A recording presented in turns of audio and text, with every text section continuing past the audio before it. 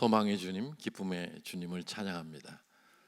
오늘 부활주일 특송 좋아도 너무 좋았습니다. 저도 처음 들은 찬송인데 그렇게 좋을 수가 없어요. 이렇게 메시지도 너무 좋고 그럴 때는 사실 설교를 할 필요가 없어요. 제가 담임이 아니고 초청 강사이기 때문에 설교를 하겠습니다. 우리는 인생을 살면서 무너져 내리는 것을 보거나 무너져 내림을 경험할 때가 있습니다. 지난주 수요일에 미국의 벌티모라는 곳에서 프란시스 스캇 키라는 대형 교량이 화물선에 의해서 화물선이 충돌함으로 말미암아 무너져 내렸어요. 뉴스를 보면서 참 마음이 아팠습니다. 굉장히 큰 다리인데 또 대형 화물선이 충돌하는 순간 그것이 무너져 내리면서 인명피해도 있었습니다. 30여 년 전에 우리나라에서도 성수대교가 무너지고 상품 백화점이 무너져 내렸습니다. 또 2001년도에는 뉴욕의 쌍둥이 빌딩이 테러로 인해서 무너져 내릴 때 참 마음이 아팠고 3,000명 이상의 인명 피해가 있었습니다. 그뿐 아니라 우크라이나, 러시아 전쟁 때문에 팔레스타인, 이스라엘 때문에 많은 건물들만 무너질 뿐 아니라 인명 피해도 많이 나고 있습니다. 사고나 테러나 재해 등으로 인해서 무너져 내릴 때 우리의 마음도 함께 무너져 내립니다. 우리는 인생을 살면서 환경이나 상황으로 인해서 우리의 마음이 무너질 때가 많습니다. 우리의 꿈이 무너지고 기대감이 무너지고 신뢰가 무너지고 관계가 무너집니다. 그러나 가장 큰 무너짐은 믿음의 무너짐입니다. 부부간의 믿음이 무너지고 부모와 자녀 간의 믿음이 무너지고 친구들 간의 믿음이 무너지고 직장 동료 간의 믿음이 무너지고 비즈니스 파트너와의 믿음이 무너지고 교회 동료 간의 성도들 간의 믿음이 무너지고 목사와 성도 간의 믿음이 무너지고 교회에 대한 믿음이 무너지고 하나님에 대한 믿음이 무너지곤 합니다. 내가 지금까지 따르고 믿었던 것들이 아무것도 아니라고 입증이 되고 무너질 때 그에 따르는 허탈감과 절망감은 이루 말할 수 없습니다. 그런데 2000년 전에 이런 일이 일어났습니다. 예수님께서 십자가에 달려서 돌아가셨을 때 많은 사람들의 믿음이 무너져 내렸습니다. 예수님을 따르던 추종자들과 제자들, 예수님에게 인생을 걸었던 사람들, 그들이 다 무너졌습니다. 그들은 주저앉았고 시리에 빠졌고 절망에 빠졌습니다. 모든 것이 끝났다고 생각했습니다. 절망과 슬픔과 불안과 두려움과 회의 가운데 빠졌습니다. 그런데 예수님께서 부활하셨습니다. 사망의 권세를 깨트리고 부활하셨습니다. 마귀는 예수님만 죽이면 끝이라고 생각했어요. 사망이 끝이라고 생각했어요. 그런데 부활이 있었습니다. 하나님은 부활이라는 계획을 가지고 계셨어요. 예수님께서 부활하셔서 무너진 사람들을 찾아가셔서 세우십니다. 오늘 혹시 마음이 무너진 분이 여기 계십니까? 믿음이 무너진 분이 계십니까? 절망 가운데 있거나 슬픔 가운데 있거나 불안 가운데 있거나 두려움 가운데 있거나 회의 중에 있거나 침체되신 분이 있습니까? 오늘 부활하신 예수님이 들려주시는 음성을 통해서 다시금 여러분이 세워지는 역사가 있기를 바랍니다. 부활하신 주님께서 무너진 인생들을 다시 세울 것입니다. 어떻게 주님께서 무너진 인생을 세우시는가? 오늘 본문에서는 예수님께서 세 부류의 무너진 인생을 찾아가셔서 그들을 세우십니다. 요한복음 20장 1절부터 10절까지 보면 배경이 나오는데 빈 무덤의 배경이 나옵니다. 안식 후 첫날, 즉 주일 새벽에 막달라 마리아는 향품을 가지고 예수님의 무덤을 찾아갑니다. 그 당시 유대인들은 장사하고 3일째 되는 날 무덤을 방문하는 것이 관습이었습니다. 한국에도 삼오제라는 것이 있잖아요. 그것과 비슷합니다. 무덤을 방문해서 시신의 향품을 바르려고 온 것입니다. 요즘으로 말하면 꽃을 가지고 방문하는 것이죠. 근데 마리아는 무덤 앞에 와서 무덤 입구를 막은 돌이 옮겨져 있는 것을 보게 됩니다. 근데 마리아는 그 당시에 부자들이 죽으면은 그 무덤 안에 값비싼 물품들을 시신과 함께 놓아두는 관습이 있었기 때문에 그 물건들을 훔쳐가는 그런 도둑들이 많았습니다. 그래서 누군가가 도둑이 있었는가 이런 생각을 했습니다. 누군가 예수의 시신을 훔쳐갔다고 생각했습니다. 마리아는 왜 누가 예수님의 시신을 훔쳐갔는가 생각하며 낙심 가운데 베드로와 요한에게 달려가서 보고합니다. 예수님께서 살아가실 때 부활에 대해서 여러 번 말씀하셨습니다. 근데 예수님의 제자들은 단 한 명도 예수님의 부활을 믿거나 기대하지 않았습니다. 만약에 부활을 믿었다면 제자들이 드디어 바라는 일이 일어났구나 하고 생각했을 것입니다. 그런데 그들은 단지 누군가가 무덤을 열었고 시신을 훔쳐갔다는 사실에 놀라고 있는 것입니다. 베드로와 요한이 이 소식을 듣고 뜁니다.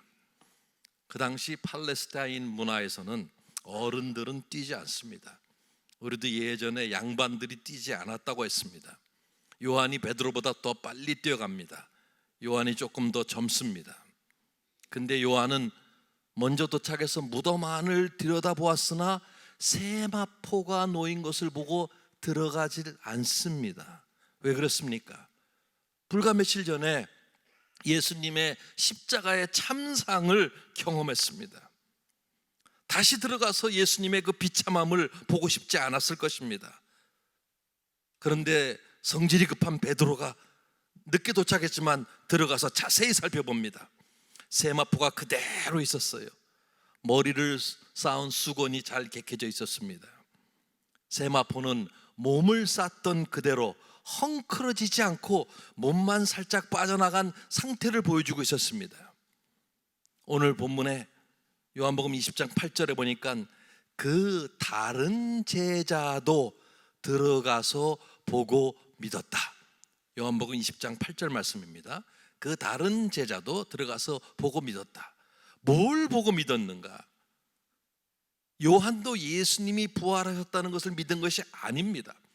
시신이 없어졌다는 것을 보고 믿은 것입니다.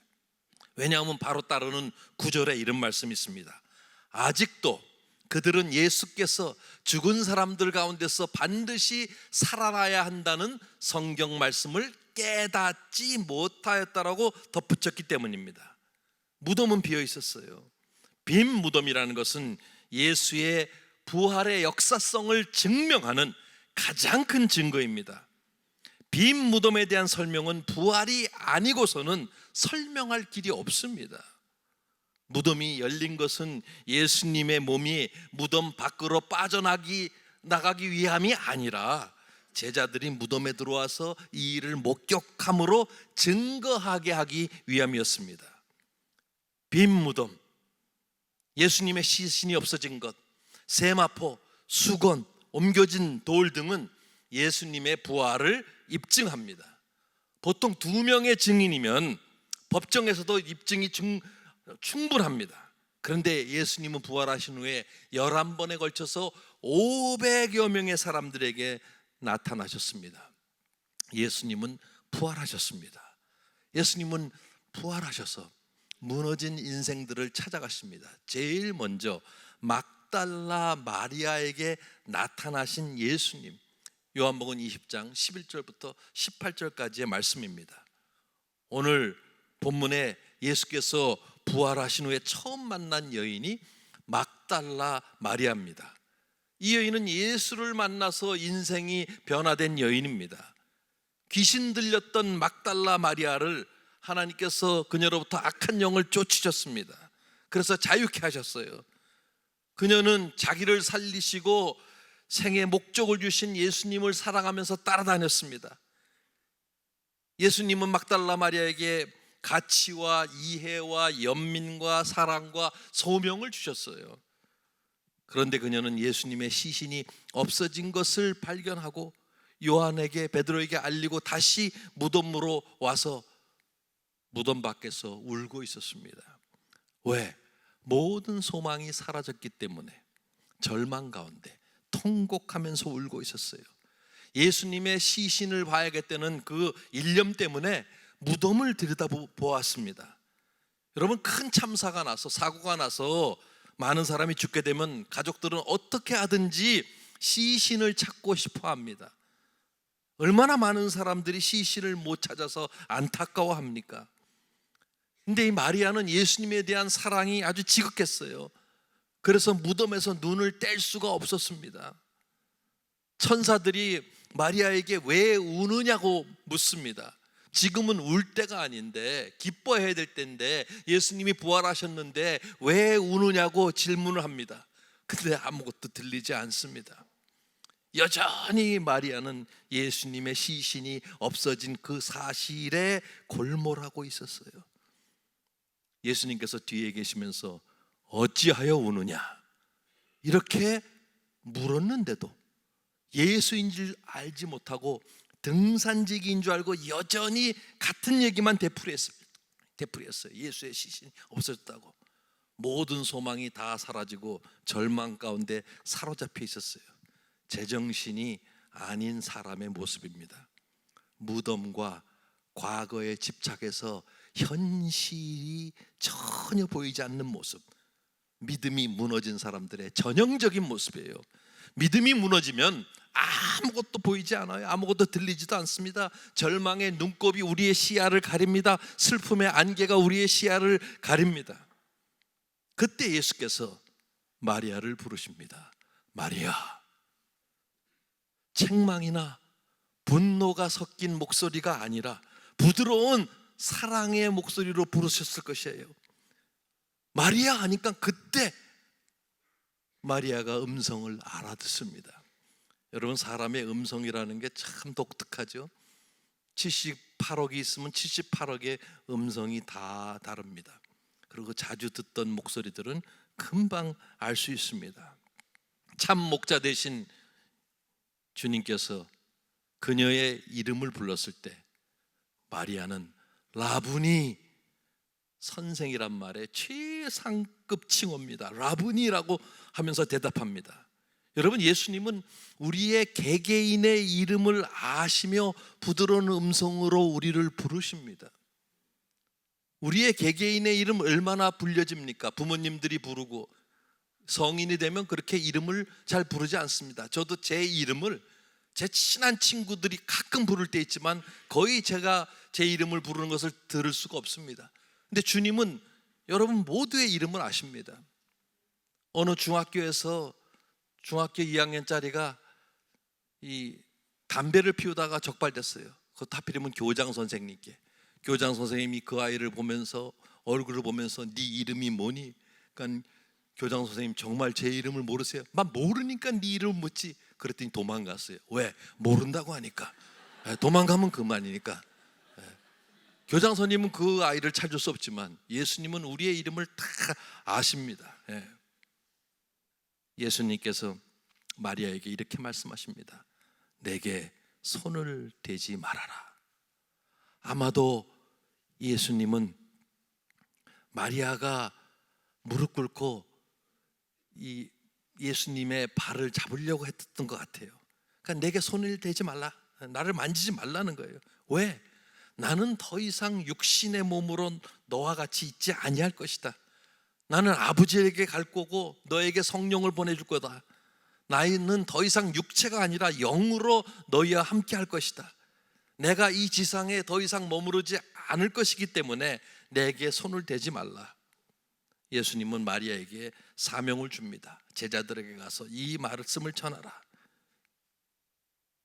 예수께서 부활 후에 제자들에게 나타나지 않으셨습니다.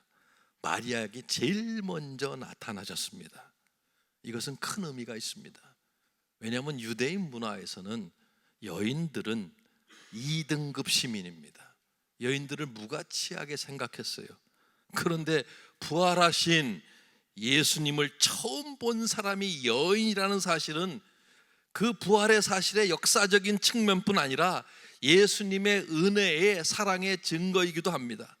어떠한 유대인도 이 중요한 사건의 첫 번째 목격자를 여인이라고 꾸며댈 사람은 없습니다. 그런데 그렇게 됐어요. 예수님이 처음 만난 사람이 여인입니다. 예수님은 이 여인에게 신실한 사랑을 보여줍니다. 이것은 은혜이며 복음의 개방성을 보여줍니다.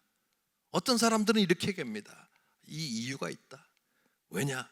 여자들이 입이 싸기 때문에 빨리 부활의 소식을 여기저기 소문내라고 여인에게 처음으로 나타나셨다고도 합니다. 저도 어느 정도 동의합니다. 그 말씀에. 무뚝뚝한 남자들보다는 여자들이 빨리 소식을 전했을 것입니다. 이것은 마리아에게 베푸신 주님의 은혜입니다. 부활의 주님은 은혜의 주님입니다. 예수님은 심령이 갈기갈기 찢어진 여인에게 찾아오셔서 은혜를 베푸셨습니다.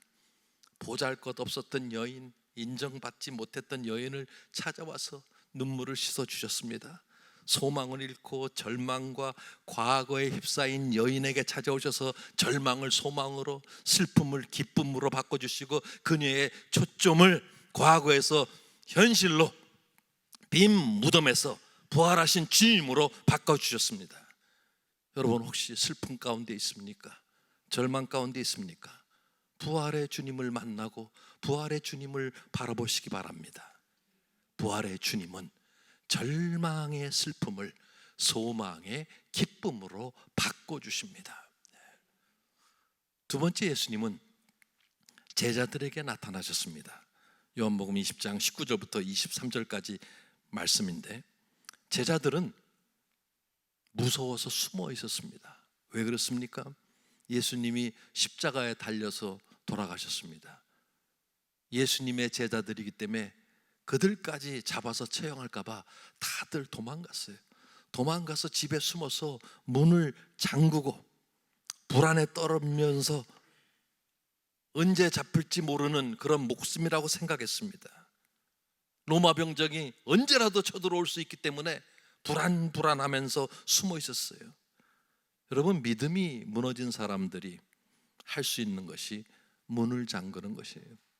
단절하는 것입니다. 사업에 실패하고 배신당하고 여러 가지 패배의식이 있을 때 단절을 합니다.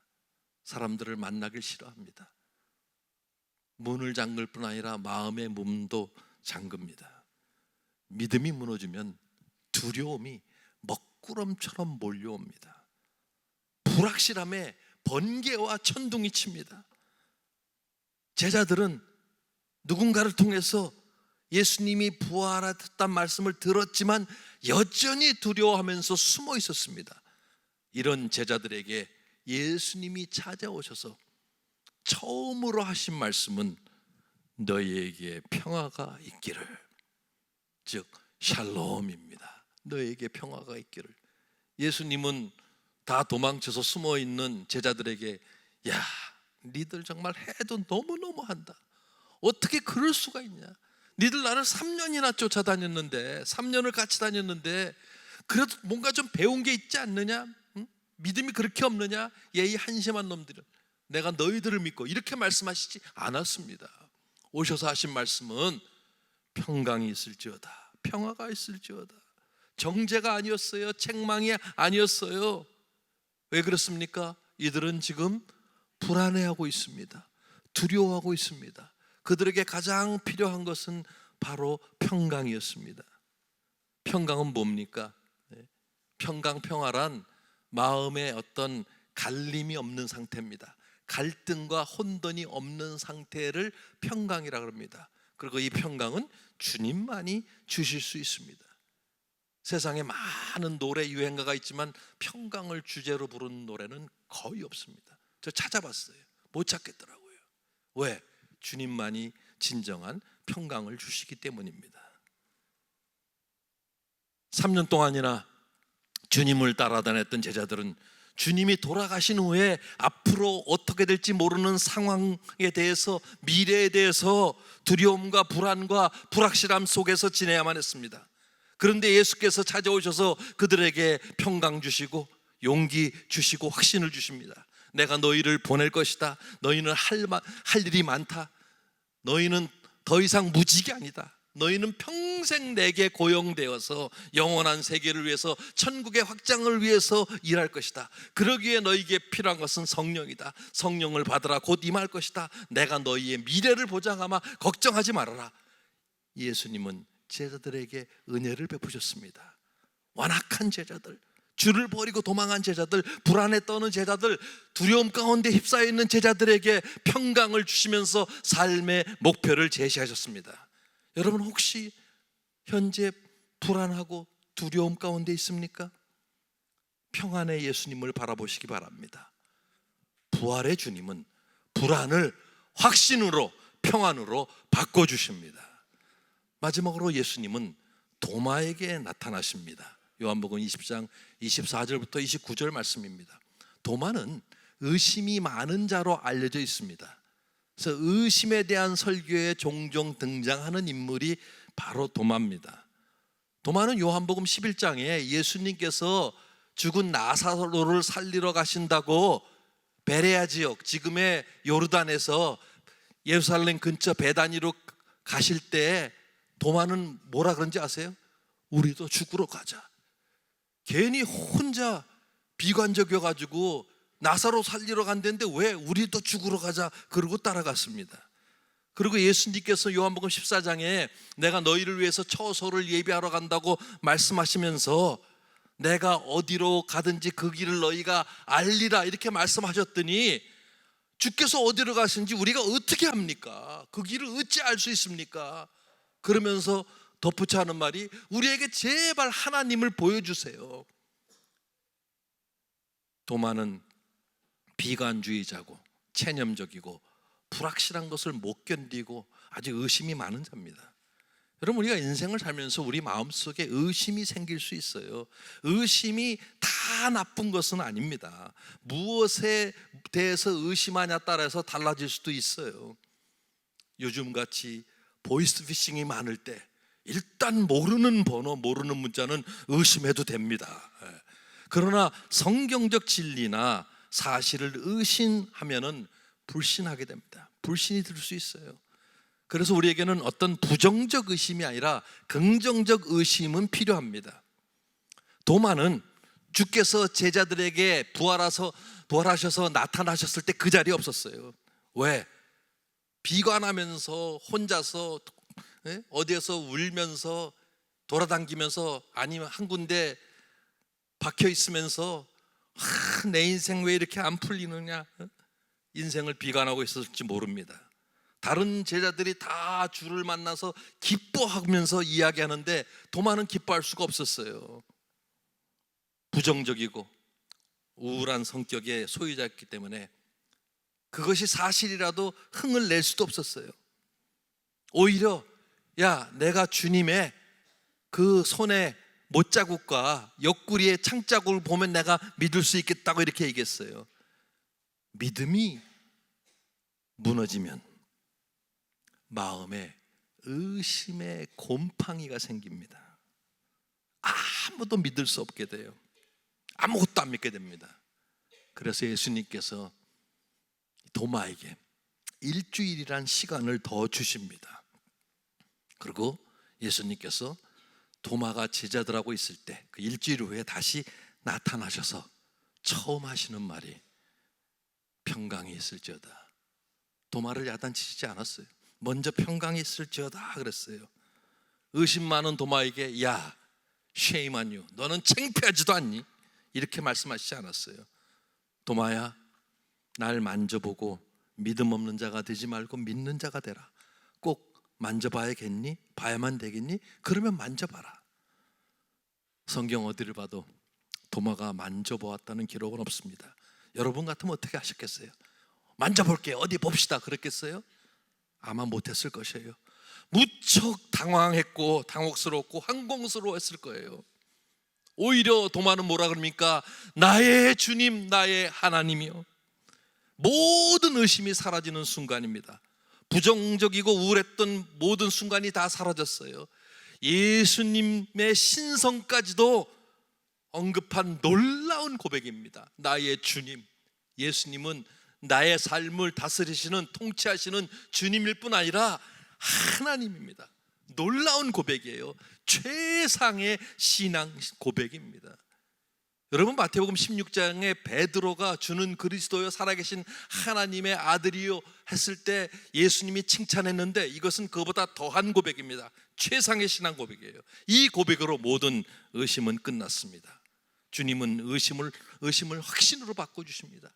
여러분, 여러분에게 우리 예수님이 여러분의 주님이시며 여러분의 하나님이십니까? 이 확신이 있어야 돼요. 주님은 도마의 연약함을 아셨길래 도마를 부드럽게 다루시고 의심이 많은 사람인 이 도마에게 은혜를 베풀었어요. 그래서 후에 도마는 인도에 가서 복음을 전하다가 순교했다고 합니다. 그래서 인도의 케나이 공항 근처에 작은 언덕에 도마가 묻혀 있다고 합니다. 여러분, 혹시 의심이 많습니까? 비관적입니까? 매사에 부정적입니까? 기회가 있습니다. 도마를 변화시킨 예수님께서 우리들도 변화시키십니다. 의심이 확고한 믿음으로 변할 수 있습니다. 부정적 회의가 최상의 고백으로 변합니다. 의심을 버리고 믿음으로 예수님을 하나님과 주님으로 고백하시길 바랍니다. 예수님께서 이렇게 말씀하셔요. 20장 29절입니다. 너는 나를 보았기 때문에 믿느냐? 나를 보지 않고도 믿는 사람은 복이 있다. 실제로 도마 이후로 숱한 사람들이 예수를 보지 못하고 믿었습니다. 저와 여러분 포함해서. 그래서 우리는 복된 사람들입니다. 부활하신 예수님은 부정적 회의를 최상의 믿음의 고백으로 바꿔주십니다. 예수님은 부활하셨습니다.